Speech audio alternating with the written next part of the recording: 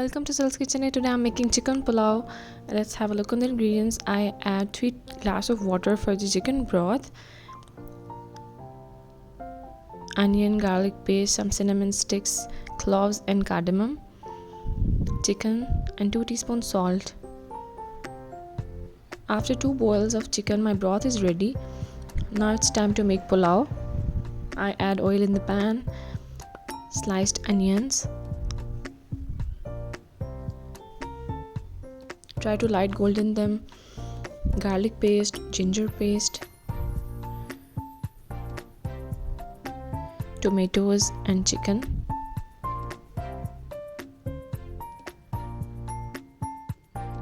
This was my 50% boiled chicken. Now I add my broth, onions and all the ingredients that was included in my broth. Now it's time to add salt, all the basic spices I'll mention in the description box. Mix it well and cook for 20 minutes. Add some little amount of broth and my chicken is ready.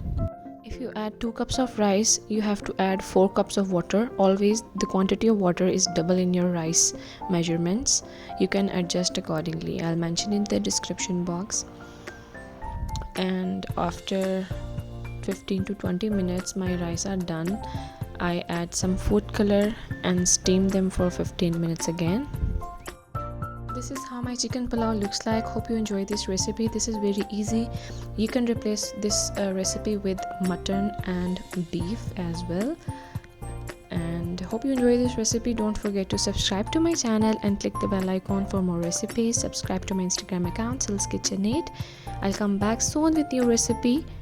Do give me feedback and I'll post all the ingredients in the description box. Take care.